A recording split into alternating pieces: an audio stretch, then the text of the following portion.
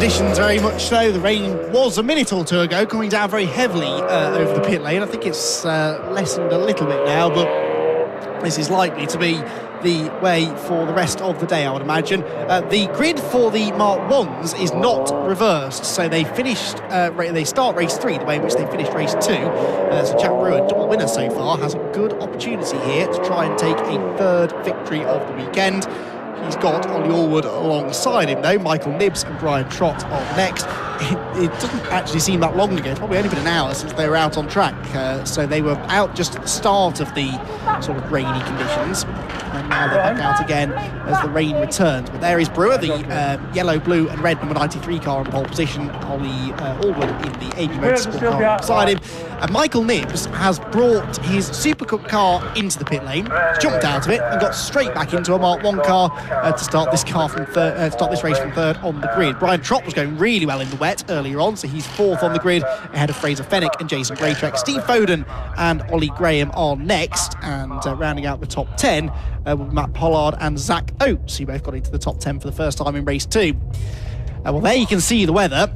It's not great, is it? It's not a good day to be a cameraman or a marshal, it must be said either. So thanks to the marshals who've been stood out there in pretty miserable conditions this afternoon. It started off as quite a pleasant day, but by the time we got into the middle of our afternoon's racing programme, the rain has rather set in now. So a huge thanks to all of the volunteer marshals, who all deserve a nice warm cup of tea or coffee, I think, at the end of the day, to warm them up after what's no doubt been a difficult day out on track. Thankfully, they've been rewarded with some good racing to watch trackside. We've enjoyed watching it from the live stream, and we've got 3 more races to bring you. This one, the Fiesta Juniors are out next, and then the 45-minute pit stop race for the BRSCC Club Sport Trophy. So waiting for the back of the grid to be ready, which I think it has been. The start procedure then begins. Jack Brewer on our right as we look at it from behind. Ollie Allwood on our left. Red lights go out now. We're away and racing for round number 3 of the Mazda MX-5 Championship. Looked like it was a good start that from Jack Brewer from the inside of row number 1. And he will try and get the hold on to the lead as they rush towards Clervaux for the first time. He does so. What's happened to Ollie Allwood? Allwood's dropped right back, hasn't he? So a bad second phase of the start for him and a bad first corner for Brian Trott. He's sailed straight on. It looks like a couple of others. Scott Leach has got off there in his distinctively liveried car, but Brian Trott, I'm afraid, is out of the race. He is furious with that, just carried too much speed into turn 1. It was far too wet there to be carrying that sort of speed in, and having said that he went so well in the wet in race 2, sadly he's not been able to live up to that hype in race number 3. So Brewer leads the way. That looks like Nibbs in second place, but Fraser Fenwick tries to go up the inside of him as they turn into the corner. Allwood down to 4th after a slow start, then Jason Graytrek's 5th, Steve Foden and Ollie Graham 6th and 7th, ahead of Adam Craig and Matt Pollard, who both get a bit of a run now on Ollie Graham, who was slow out of Tower Corner, ran a bit wide I think over the grass. So Brewer then now tries to make good his escape from Michael Nibbs. Now Nibbs does surely have an advantage here, because yes, this is a different car, but the conditions now are pretty much identical to the ones that he was experiencing at the end of that Super Cup race. Fenwick up the inside of him, but there should be yellow flags out because the safety car is being scrambled. The RunYourFleet.com safety car, I think, is about to make an appearance on the track so they can recover Brian Trott's errant MX-5 at Clervaux. And that is going to lead to probably only 1 lap under the safety car. Michael Nibbs and Fraser Fenwick are getting up very close and personal here. I think they're both trying to debate who was ahead when the yellow flags came out, but making contact under yellow flags doesn't tend to go down all that well. So Fraser Fenwick has his nose ahead. Oh, there's more cars off now. Alan Hawkins is the 722. Oh, God, dear, no, there's loads of cars off. So 78 with significant front end damage, somehow carrying on. But that is a heavy hit up at the exit of Sunny, that is, I think, isn't it, that they've got off. So 78 is Richard Bartlett. 222 is Michael Green. Number 5, Nick Ledoyen. And I think I saw a yellow car as well, which is just tucked behind a marshal's post. Oh dear, that was an interesting reaction for Michael Green, who I don't think realised how bad the damage was until he got around to the other side of the car, and then he wasn't best pleased with what he saw. Richard Bartlett can't see much probably over that. That's a rather crumpled front end of the number 78 machine. Bartlett. Where did Bartlett start that race? He would have been running middle of the grid, really, wouldn't he? So I'm just trying to figure out who that yellow car is that I saw maybe with some damage as well. Could it have been... No, Adam Craig is still there, so I'm not sure who it is. But anyway, well, I can tell you who didn't come through at the end of that lap then. Who have we lost? We have lost Brian Trott, we know about. Green, we know about. Number 7, I don't think we knew about. That's Oak Richardson, so I presume Oak is the yellow car that I call, you can see the bonnet of up at Sunny. And Nick Ledoyen we have covered as well. Yeah, I think that is Oak Richardson. Forgive me for not being able to tell you for sure which number that is, but at least we've got the Clapham North sticker in on the Marshals post. That's those Clapham North stickers get absolutely everywhere at these BRSCC meetings. So the runyourfleet.com safety car leading the field around in ever deteriorating conditions, it would seem, with Jack Brewer heading the field. Now Fraser Fennick is in second place. I would question that because he was behind Michael Nibbs coming into this part of the circuit a lap ago, and it was at this point that we sort of knew the yellow flags were out. So whether or not the marshals were flying the yellows at that point waits to be seen. But that was a very, very dramatic opening lap. I think we're going to see there's still quite a bit of recovery work to be done here through Sunny out, so we're likely to get another lap of the safety car. Let's just check yes, we are going to have another lap, aren't we? So let's use this opportunity to recap the rather dramatic opening lap of the race. So off the line then, into the first corner. It was a terrible start for Allwood, wasn't it? Don't know what happened there, but then watch Brian Trott just sails into the corner. He can't get the car stopped. And the car just digs into the gravel. I don't think he really makes significant contact with the tyres there, does he? But the car's buried. It's not going any further. Scott Leach also went through the gravel. Now, this was Fennick and Nibbs, who were side by side through the final complex of corners. Michael Nibbs was not making friends with Jack Harding through there, was he, in that Super Cup race earlier on? That was the aftermath then of the big shunt up at the top of the circuit. Big in that it's involved a lot of cars. Thankfully not big in that it wasn't a massive hit, but the reaction there from Michael Green, I know I shouldn't laugh because that's quite an expensive accident for him, but still, he clearly didn't realise quite how badly damaged that left-hand side was. It's back to live pictures now, and you can see the weather isn't getting any better, is it, here at Croft? It's rain possibly is set in for the rest of the day now. Jack Brewer then, double winner so far, looking to try and take a third victory if he can. As I say, I'm pretty sure Joe Wiggin last year or the year before was able to win 3 races in one event. Really came on strong midway through 2019, did Joe Wiggin. He's the reigning champion, but elected not to come back to the championship this year. So Allwood, who finished second in last year's championship by just 12 points, would have felt that this was his year probably to strike and get the title. But, well, he still ended up 4th, I suppose, after the first lap, but he would have rather been a bit further up than that. He's got at least a chance now to regroup behind this safety car and try and fight back later. This is going to take a bit of time, isn't it, though? It is Oak Richardson, the number 7. We can see the number on that car now. A lot of damage done to the right front corner of his car. And Oak Richardson, well, it's unfortunate always to have an incident like this, especially for some of the privateer drivers towards the back of the grid who are running their own cars, paying to fix their own cars therefore as well. Budget's always a bit of an issue for some of these drivers, so we hope to get some of them back out at the next round. I know people like Nick Ledoyen have been around for years in this championship, so I'm sure he'll be able to get back out there, but Oak Richardson I think was making his debut, and just nothing you can do in these conditions when someone loses it in front of you. Unfortunately it's likely to collect others. We had a few near misses through the first sequence of corners this afternoon, haven't we, with people spinning and others doing well to avoid.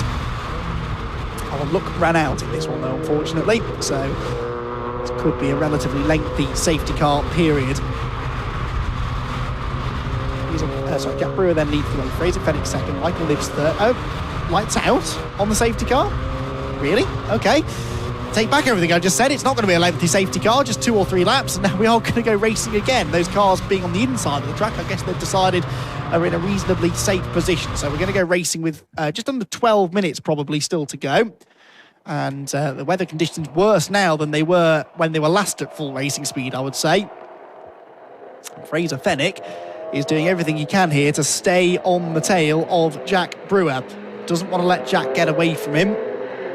Wants to try and stay as close behind the leading car as he possibly can, and he's doing that. And now as Brewer starts to accelerate, so does Fraser Fenwick. Good restart that from Fraser, and he is going to be challenging for the race lead here surely before too much longer. Green flag waves again, then through go the top two. Nibs third, Allwood under pressure for fourth from Jason Greatrex, who's going to try and maybe get alongside him into Clervaux. Now, how wet is it? How little grip have they got?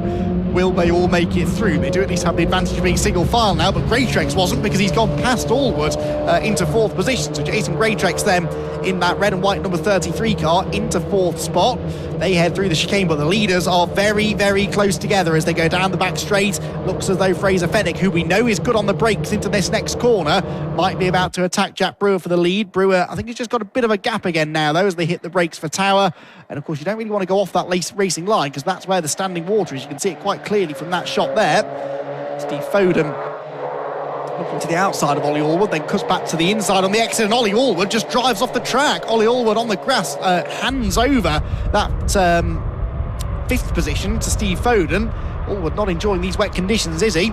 Fraser Fenwick is, though, and he is right on the tail of Jack Brewer now as they go through Croft into Sunny in and Sunny out. They splash their way through the corner, and Fraser Fenwick is all arms and elbows here as he tries to keep the car under control in these tricky conditions, but he looks a bit more comfortable, or a bit quicker anyway, than Jack Brewer does right now. Into the complex again. There's Michael Nibs, look, defending his third place from Jason Greatrex, who always goes well in the wet, does Jason Greatrex. Seen some brilliant wet weather performances from him over the years, and the number 33 car could be on maybe for a podium finish here through the hairpin, and out of the final turn they go once again, just ticked past half race distance, so essentially 10 minutes still to go. Jack Brewer leads the way, Fenwick second, third Michael Nibs, side by side for fourth now. Greatrex a corner or two ago was challenging for third. He now might be about to lose fourth place to Steve Foden.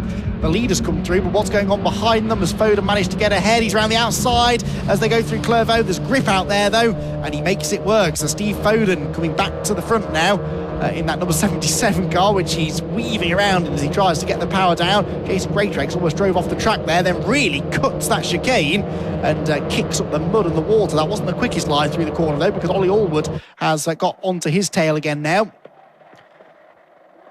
So through Tower and back up towards the S's again. There's Ollie Allwood in sixth place. Not really the result he wants, but Michael Nibs has now done exactly what Allwood did a lap ago, and actually Allwood's going to gain a place out of that. So is Greatrex. 2 places lost for Michael Nibs. Tower corner is obviously a little bit treacherous, or a little bit more treacherous than the other corners at the moment, because that's where everyone's making mistakes. Bumpy braking zone, the slippery apex there, maybe with standing water on the exit as well, just forcing a few people out a bit wider than they want to be. Once you're on the grass, once you get one wheel on the grass, it just sucks you straight wide into the mud. At that point, there's really not much you can do about it. Steve Foden, I'm going to hazard a guess here, is about to set the fastest lap of the race, because he has romped away from Greatrex and Allwood, and he'd look at how close he is to Fraser Fenwick. At the start of the lap, Steve Foden was in 5th position. He is now 3rd, and he was about 1.5 seconds or so behind the top 2. At the end of this lap, though, he is an awful lot closer. Jack Brewer goes through in the race lead.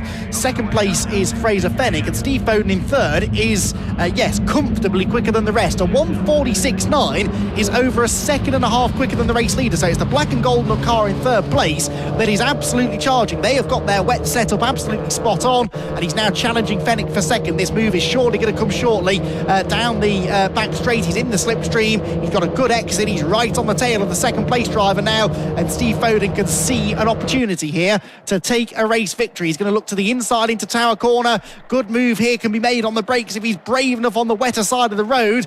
Just took it a bit easy there, didn't he? Tries to keep his nose in the inside line, but he can't get there, so Fenwick hangs on.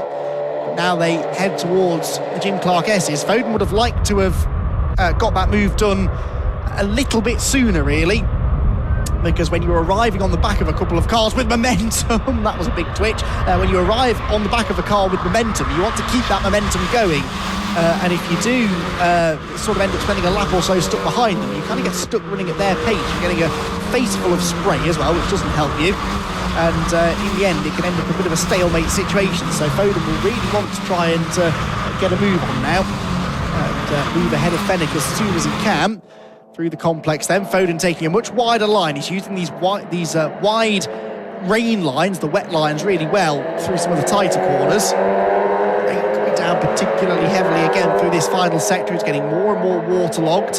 Fraser Fenwick comes out of the corner then on the tail of Jack Brewer and across the start-finish line again. 6.25 minutes then still to go. Foden's caught these two, but now can he do anything about getting past them? It's not always that easy to overtake here at Croft because it is narrow, and especially in the wet, there's one line that is clearly a little bit less wet than the other, and that's the line you want to be sticking on. You can see it there, can't you, where the cars will be running. I mean, we've got nearly 40 cars out on track, and if they're all running, you know, roughly the same line, then it can be almost impossible to stray off that line to make a pass. And Fenwick this time is the one actually that's got the better exit from the chicane, so he might now be tempted to have a go at Jack Brewer into Tower. Brewer knows he's there though, moves to the middle of the road to cover. And Fenwick, is he going to go for it? Is he going to go for it? He's looking. What happened? It's side by side for fourth place, Allwood and Greytrex together. But what happened ahead? No, I think they're still in the same order. So Greytrex and Allwood side by side for fourth. That's Greytrex defending fourth position from Ollie Allwood. Yep, leader still in the same order. But Fraser Fenwick there with a really late lunge to the inside. He's now really wide through the Jim Clark S's. Finds a bit of standing water out on that rough and bumpy old concrete there on the outside of the corner.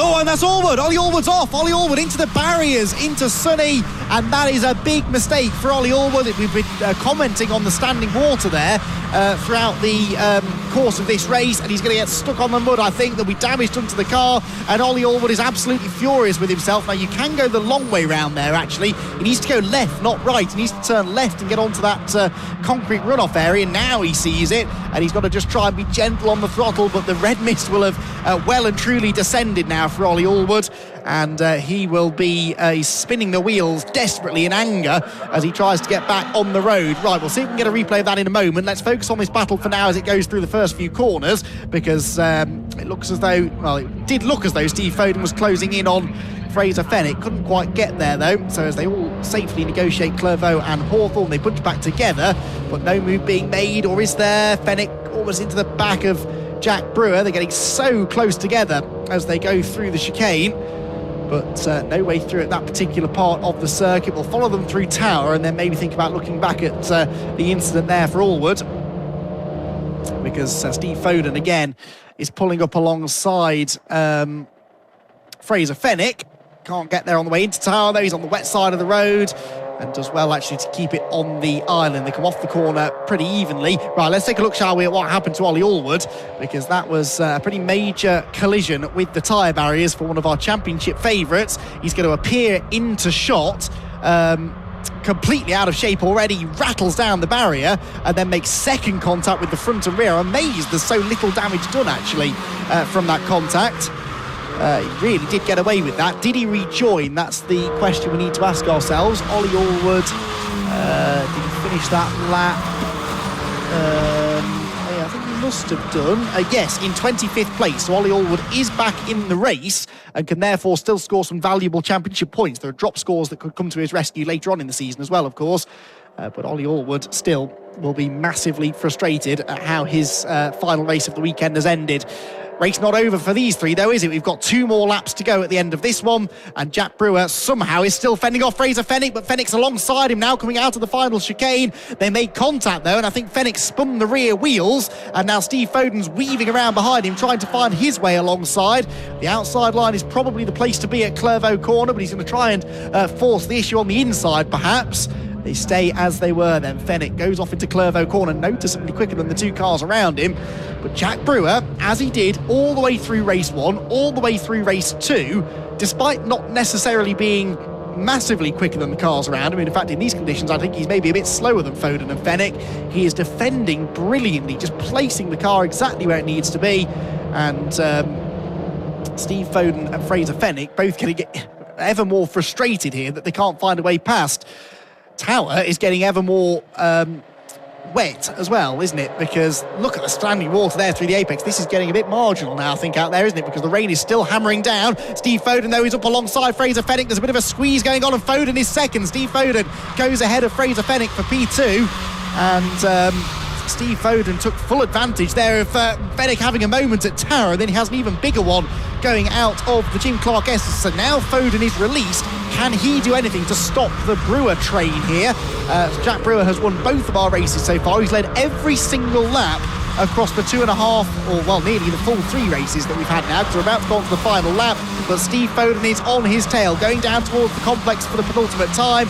Jack Brewer on the inside. Steve Foden goes to the outside, tries to find the grip through the left-hander, tries to get the inside for the penultimate corner, which he's done. But now, of course, the grippier line is on the outside for Jack Brewer. Does Foden leave him room? Yes, he does. Really clean, gentlemanly racing there from Steve Foden. Many other drivers would have run Brewer off the road, which it is their right to do there, actually. It's the right of the driver on the inside line to take the natural racing line off the corner. And if someone's on the outside, then well, that's their risk, isn't it, really? But Foden left him room, and as a result, Brewer starts the final lap of the race now, still in the race lead.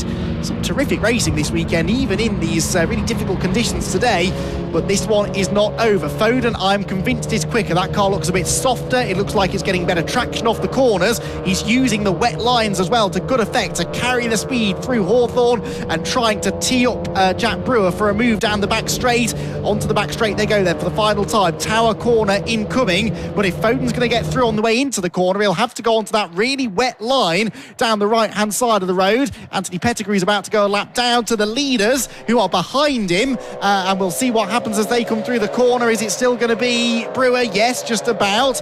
Now Foden, this is where he got past the Fraser Fenwick car before. Doesn't manage to do the same to Brewer this time, and now Jack might just be thinking maybe it's possible that he could win all 3 races in a weekend. It's so hard to do that in such a competitive championship, but Jack Brewer now just has a couple more hurdles to jump, one of which is this slower car of Pettigrew, who has seen them coming. Thankfully, backs out of it, gets well out of the way through Sunny, and so the leaders can continue unimpeded. Right then, into the complex for the final time. Steve Foden is going to throw everything at this, surely. He had a chance to get through a lap ago. Mighty regret going easy on Jack Brewer the last time they came through this sequence of corners. He tries to pull around the outside again to get the inside for the penultimate corner. That doesn't work. Brewer is still in front. Foden tries to find the traction, tries to find the grip, and off has gone. That's one of the other grey tracks. It's number 34. They've had a couple of cars off going towards Sunny. The leaders there at the hairpin, and it's going to be, I think, 3 wins from 3 for Jack Brewer. Steve Foden just can't get the power down quickly enough, and Jack Brewer takes the checkered flag to win all 3 races in the Mazda MX-5 Championship here at Croft. A brilliant performance from Brewer, but that one was by far the hardest race for him to win so far this weekend. All weekend for the MX-5s. Steve Foden second, Fraser Fenwick a solid third, and Jason Greatrex fourth. It was Callum Greatrex that had the spin at Sunny. So Callum Greatrex then was lucky not to be collected more backs. He seemed to arrive backwards at the corner at great speed, but thankfully avoided another significant impact either into the tyre wall or into another car as they went through that part of the track that time. That was a very, very entertaining third round of the BRSCC's Mazda MX-5 Championship, with Jack Brewer taking a third win from 3 and Steve Foden in second position. Steve Foden will be reasonably happy with that, I suppose, as well, although he'd have loved to have got the win. But from a championship perspective, it's looking, although Brewer's dominated this weekend, I think it's still quite an open competition. I really don't think that Brewer is going to dominate the season. Foden, Fenwick, Greatrex and several others, certainly Ollie Allwood, should be in contention as well. Let's remind ourselves, shall we then, of some of the drama that befell us in that final MX-5 race of the weekend. Look how less wet the conditions were at the start of the race. The standing water really became an issue as the race went on.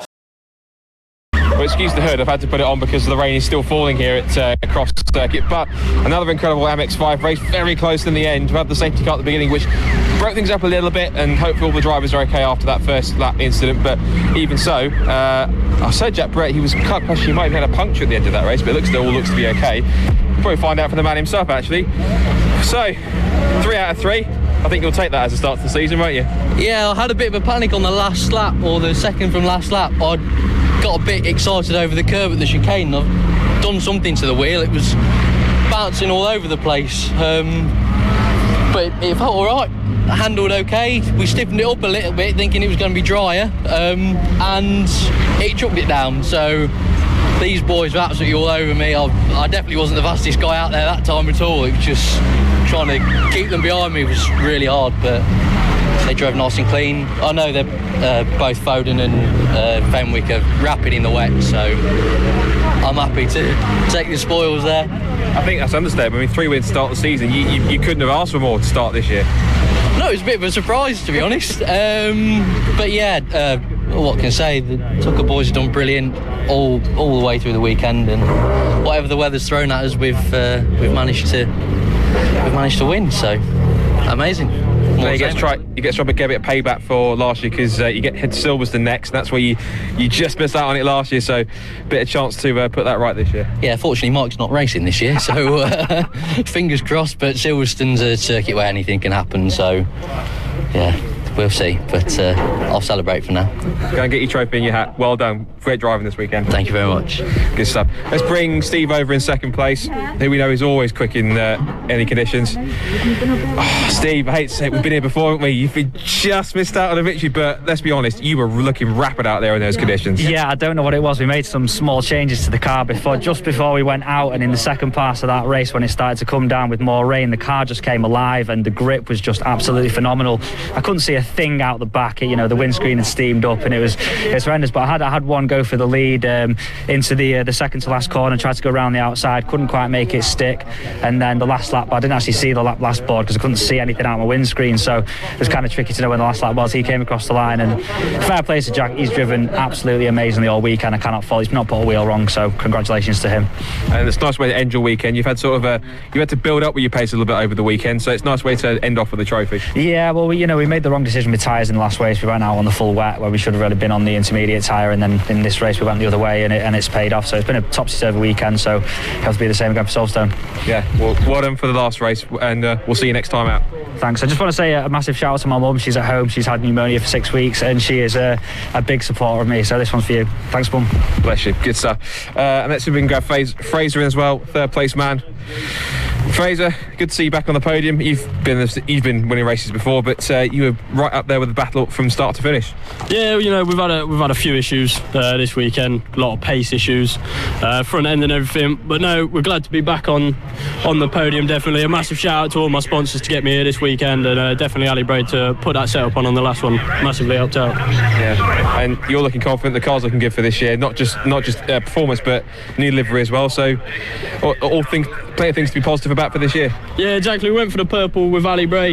Massive shout out to Alan Sines for all the vinyl and everything. Car looks mint. I'm glad to be back on the podium. Yeah. Looks like an old Simtech F1 car, which is all right with me. It was fun by me as well. Good stuff. Well done. We'll let you get in the drive, but well done for third place, mate.